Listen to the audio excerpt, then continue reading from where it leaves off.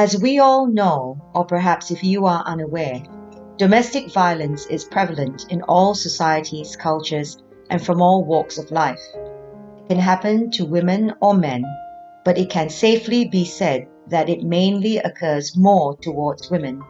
And for men who experience it, it is often even worse, as they are almost always ashamed to admit it, as society still thinks that it is predominantly a women's issue. However, in today's video, though the message is mainly targeted towards women, but the essence of the message goes out to men who experience domestic violence as well. First of all, let's discover what the definition of domestic violence is. According to White Ribbon Australia, domestic violence refers to violence, abuse, and intimidation between people who are in currently or previously been in an intimate relationship.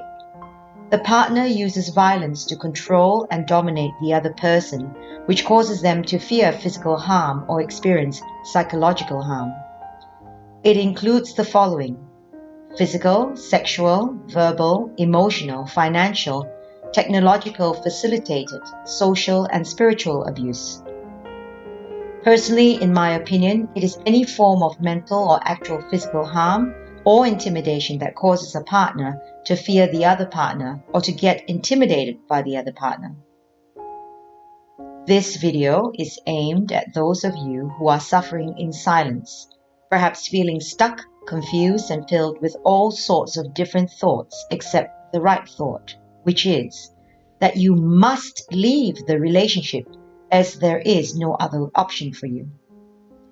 First of all, let's get one thing straight. There is still the option of choice here. I'm not saying that the choice is easy or not frightening, or that you may not even consider that you have a way out. But you do if you are able to get through some mental and perhaps some physical hurdles.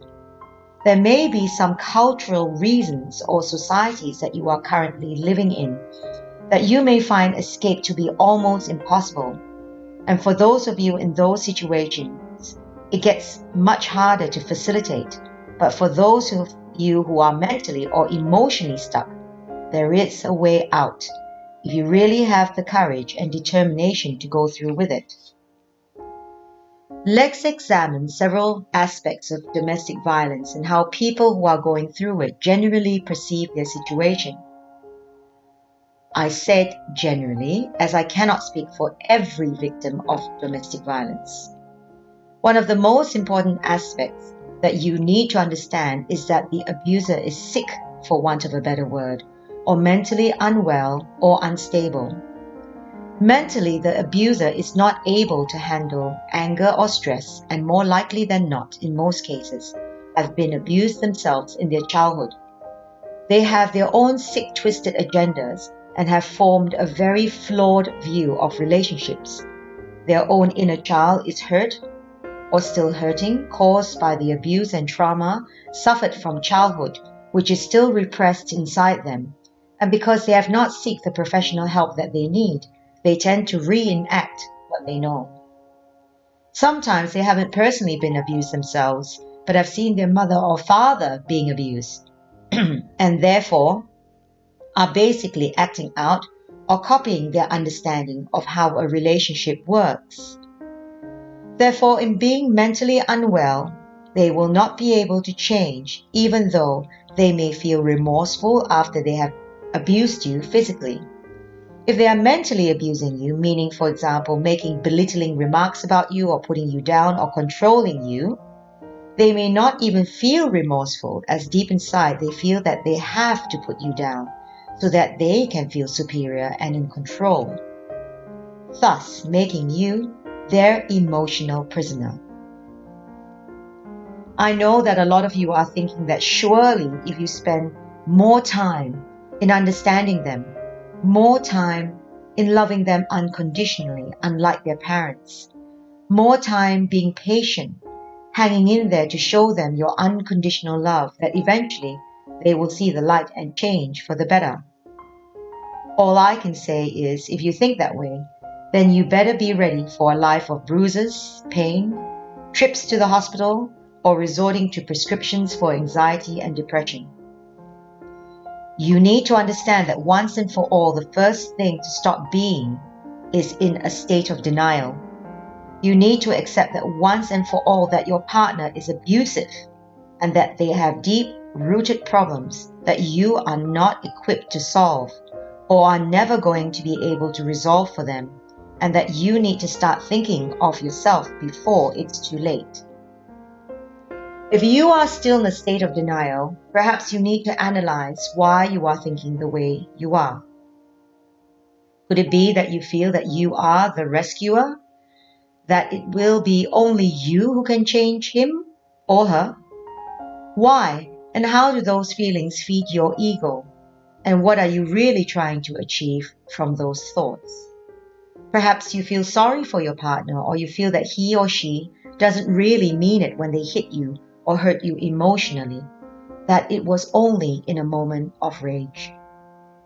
Then I say, carry on with those excuses and stay and feel the pain and just wait around for your partner's wrath, as surely you prefer to be his or her punching bag. Something about that kind of abusive behavior must agree with your psyche.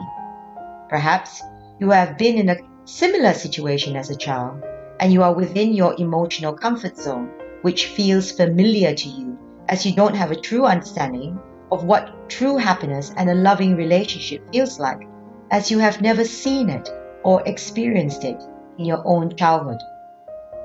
Does this sound like you? Be honest. Have you experienced any of those feelings or thoughts? If you have, then by now you would understand also that you have been carefully selected by your partner. Something about you has caused your partner to be attracted to you in the first place and conveyed to him or her that you are the perfect scapegoat for his or her abuse. You may not have consciously been aware of who your partner was at the first instance of meeting them, as they can be very charming to begin with, attractive and loving, and highly attentive of you, showering you with gifts and making you feel extremely special in order to trap you into the labyrinth of their twisted mentality.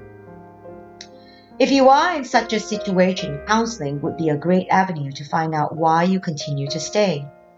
At the end of the day, life is short and should be lived to the fullest. And if you are in a constant state of fear of not being able to speak your mind or be your true self, you are not living. You are merely existing. Do research on the internet if you don't want to or cannot seek counseling for any reason. Find out more about abusive partners, why they are, who they are, and their thinking pattern when they are abusing you. Knowledge is power. The more knowledge you have, the more it puts you in a position to process and make decisions. Basically, you need to find a way to empower yourself, if initially only through knowledge. Some of you who are abused are not the stereotypical mousy, subservient type of person, but intelligent, educated, and someone who seemingly projects authority and confidence on the outside, especially in their jobs. But the abuser will eventually isolate and change that aspect of you too. They will govern your every move and emotion, and soon you will not be able to function without their approval, because something inside you, perhaps your low self-esteem or self-worth issues, will allow them to manipulate you enough to be able to continue their abuse and their control over you. Perhaps you are thinking, it's easy for her to say all this as she has never been a victim herself, which, my friend, is not the case. I have been abused mentally and physically by past partners. The first was a de facto relationship and the other was with my first husband. My de facto partner John was so loving and doted on me so much that he made me think that I was a godsend to him, not to mention the fact that his family loved me so much too. I remember his father always making me feel so special, as he always made me sit next to him at the dining table when we visited, and both his parents really wanted him to marry me and to be part of their family. However, slowly through time, John started to isolate me from meeting other women, He said that I was a good girl and should not befriend women who he called sluts. He would approve of my current girlfriends, but stop me from associating with these other women. He basically told me that they would corrupt me morally. Then he started to go out by himself with the boys more often, and I wouldn't be allowed to come along. And I began to get mentally stressed, as I was really worried that he was meeting other girls. He pretty much told me not to go to the clubs that he was going to. Plus, not having enough girlfriends to go out with, I was always pretty much alone unless the girlfriends I had were free to go out. Finally, one day he did something physical to me which shocked and humiliated me, but mostly angered me, after which he was really remorseful and asked how I could forgive him. The only thing that I could think of at the time was to letting my anger out, was by giving him a slap on his face, which strangely enough he felt he deserved, and agreed for me to do it. And for the first time and only time in my life, I gave him, the only man I had ever done that to, the hardest slap of my life. Somehow the physical abuse stopped, as something inside him knew that I wouldn't have taken it, but what he did instead was to control me mentally. I'm sure that he was capable of more physical violence if he thought that he could get away with it, as I remember a time when his older brother dragged his girlfriend at the time out of a club by her hair. So I know that certain members of his family had it in them to be abusive, though his father was not that way inclined. I mainly witnessed it from some of his brothers, and I also think that his culture and where they originated from played a big part in their belief systems, as it is a culture where men are dominant and women are treated more like property and are considered to be subservient. The mental abuse continued till I left the relationship, but it couldn't be compared to the physical abuse of my first marriage. My first marriage was basically a rebound relationship after John. Paul seemed to be everything John was not. He actually represented a more stable personality, and he was older and a professional, and actually very much like my father. He was a narcissist like my father too, as I later discovered. He would say derogatory things to me, like calling me girl when we had an argument, and every time something bad happened to me and I would try to relay it to him, he would almost always respond by saying that life did not revolve around me, dismissing my concerns in a very blasé manner. He would also punish me by not being intimate with me, as he told me that I didn't deserve it. Those actions really collapsed my confidence level, as I started to feel non-deserving. Later, his mental abuse would turn physical, as he would threaten me with his facial expressions, language, and gestures. As I just graduated from university at the time and was still looking for a job, he used to give me $50 a week like an allowance. One day during Mother's Day, I had used part of the money to buy a cheap rattan toilet roll holder, and we had an argument about this item. And I remember I was sitting down at the time wearing my flannel nightgown with 3 buttons on top, when he grabbed me by the top of my nightgown towards him and pushed me back so violently onto the couch that my buttons popped off. I remember running to the laundry and sitting huddled in a corner crying my eyes out. He had started to shower to get ready to go for his Mother's Day lunch outing with his family, and by the time he had finished, I had resumed my seat at the couch. He asked me like nothing happened to get ready to go, and I gritted my teeth and politely declined. He didn't make me go, thank God, but I had never felt so humiliated and shocked in my life, because what John did was only once and not even as physical as that. And I told you what I had had to do to him in response to get all my anger out. But with Paul, I could not imagine doing anything, as I could tell that he had it in him to hurt me really badly if I wasn't careful. All that time being married to him, I never felt as lonely as I did. I craved for love yet again, and swore to myself that I was going to have to get the courage to leave him, and realized that I could not have his children, as that would have made me continue to have connections and ties with him for the sake of the children for the rest of my life. Another incident was whilst we were honeymooning in Bali. I remember I got suddenly sick and needed medication when we just arrived at a shopping mall, and that my condition needed the medication straight away. And so I needed to head back to the hotel. You should have heard and seen him. There was no consideration for my welfare at all. He was so mad at me, he made me cry all the way back to the hotel. Many other arguments had happened during that trip, to the extent that I remember when we went white river rafting, we were arguing, and then he fell off the dinghy. I remember just seeing him trying to keep afloat amongst the rocks, trying to hang on to something, whilst our guide was trying to help him. And you know, all I could think of was, wouldn't it be so good if he just drowned then and there? I remember calmly thinking how his body would be flown back to Australia, and that I would be finally free of him once and for all. I am not proud of those thoughts, but had suffered so much mentally and emotionally that I just wanted everything to end easily. I also remember another incident when I had an operation to take a tumor out, and as we didn't know whether it was cancer or not at the time, I was looked after by an oncologist. I knew by that stage that he wasn't interested in my welfare, as he had begun to go out partying after his work on Fridays, returning home at 4 a.m. the next morning with the excuse that he had to entertain his clients. It was always at the same gentleman's club, and no surprise, he later married one of the hostesses who worked there. But I digress. As what I meant to tell you was that throughout the whole procedure, from the moment I consulted the doctor to the end of the operation and hospital stay, he never came to visit or even to pick me up from the hospital.